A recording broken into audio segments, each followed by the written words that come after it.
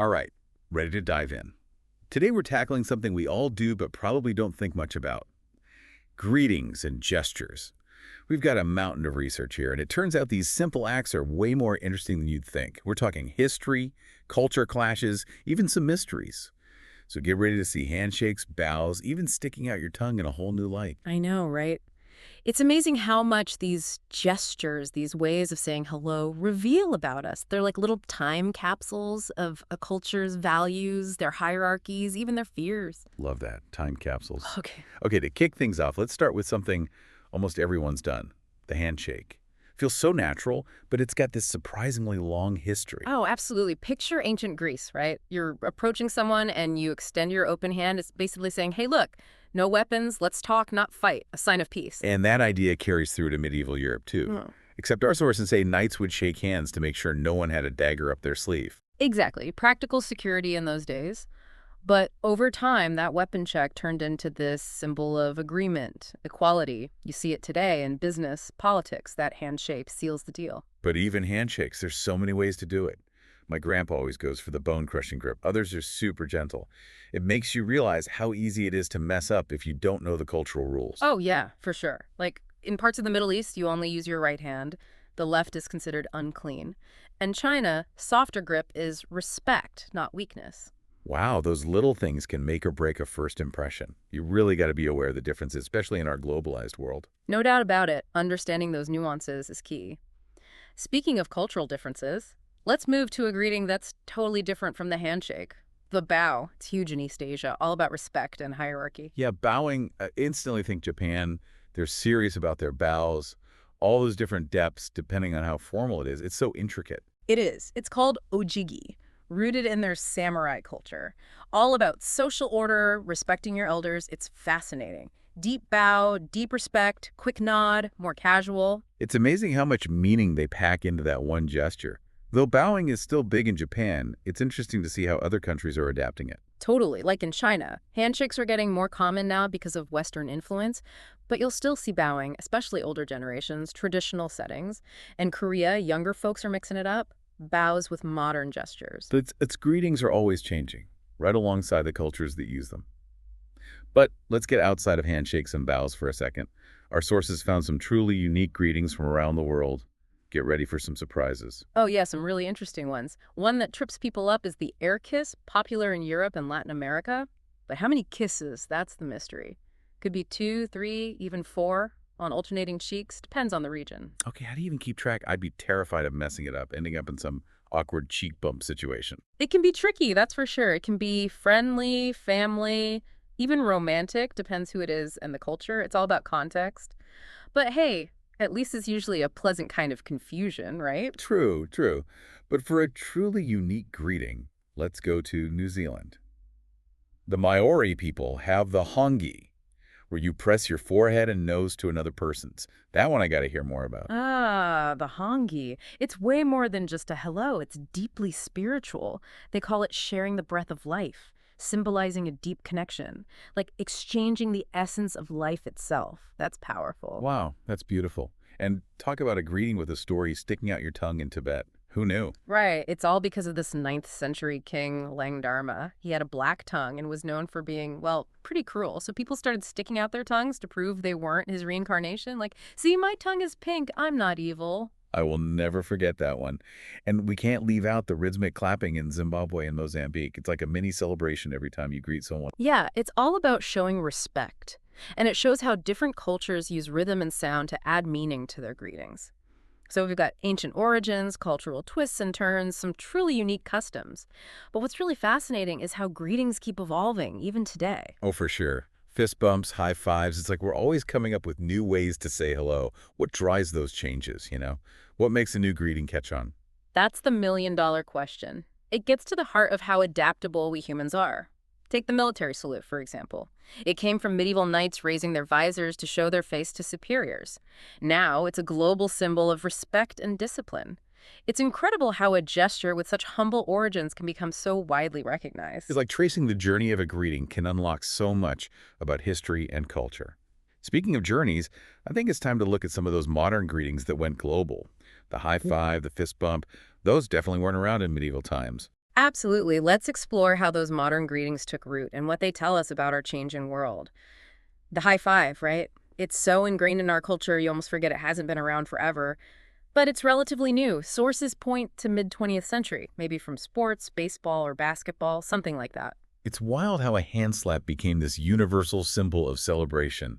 Pure joy, just distilled into this one gesture. hmm But how did it spread so fast? I think that's the power of pop culture. Athletes were doing it, fans picked it up, then it was in music videos, movies, suddenly everyone's high-fiving. It shows how a gesture can capture a feeling, a moment, and boom, it's a phenomenon. And then you've got the fist bump, the king of casual cool. That one feels even more recent, right? Oh, definitely. It's got roots in the 70s, 80s, boxing especially. Yeah. Then it really blew up in hip-hop culture. It's got that swagger, acknowledging someone, but without the formality of a handshake. And it totally made a comeback during the pandemic. A way to greet people without, well, touching.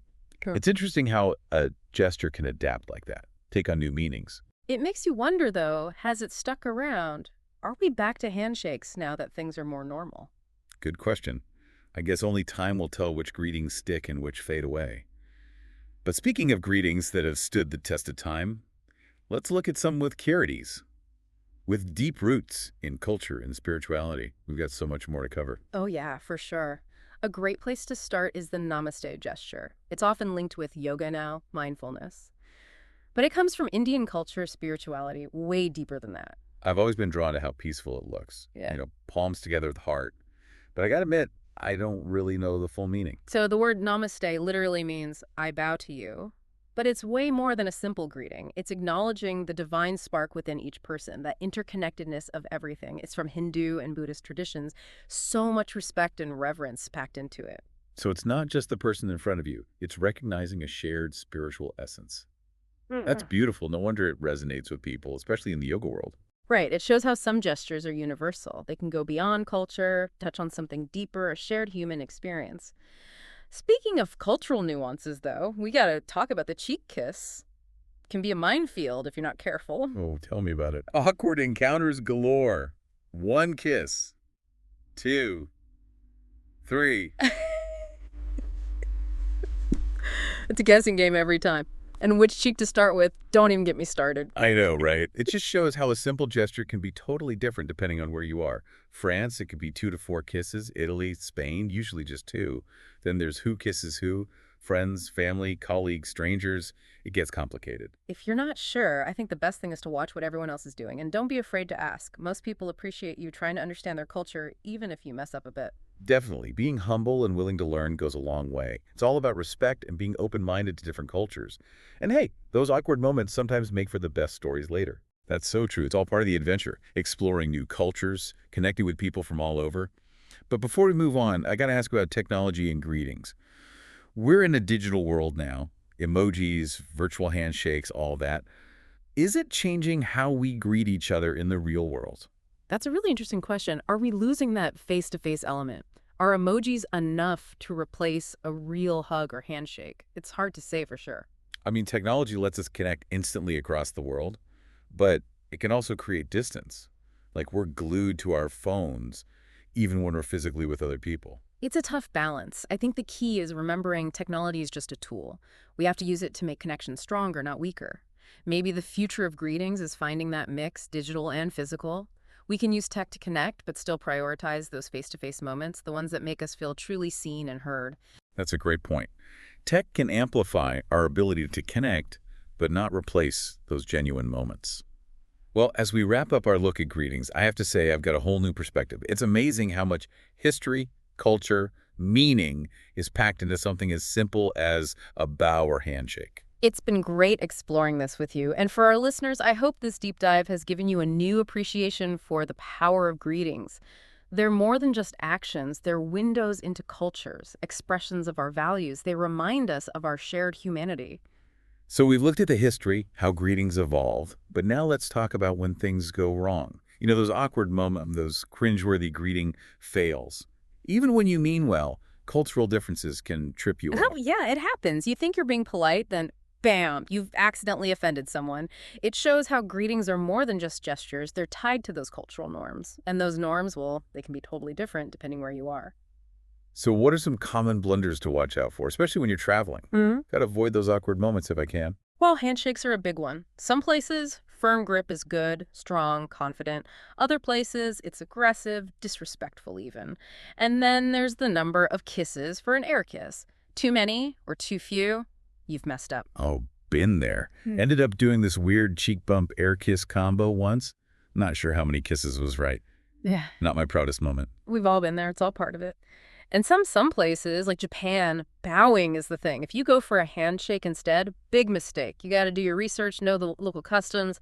But even then, sometimes you slip up. It's true. If you're not sure, just watch what everyone else is doing.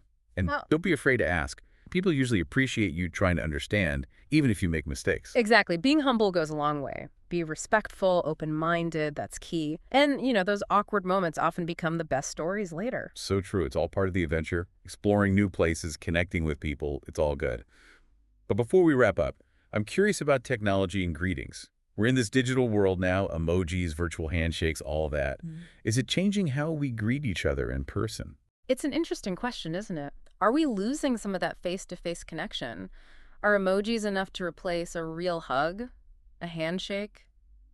It's hard to say. I mean, we can connect with anyone instantly now. Yeah. But it can also feel distant, like we're always on our phones even when we're right there with other people. It's all about finding that balance. I think the key is technology is a tool. It's up to us how we use it. Use it to connect better, not to disconnect. Maybe the future is blending the digital and physical. We can use tech to connect, but still value those in-person moments. Those are the moments that really matter. Makes sense. Tech can help us connect more. But it shouldn't replace those genuine human interactions. Well, as we wrap up our look at greetings, I gotta say, my mind is blown. I never thought something as simple as a handshake or a bow could be so deep. Me too. It's been a great journey. And to everyone listening, I hope this has given you a new appreciation for greetings. They're not just actions, they're glimpses into cultures, ways we express our values. They remind us that we're all connected. I love that. So next time you greet someone, think about the story behind it. Whether it's a handshake, a bow, or something totally unique, you might just discover a deeper connection. Thanks for joining us on this deep dive. Until next time, keep those greetings coming.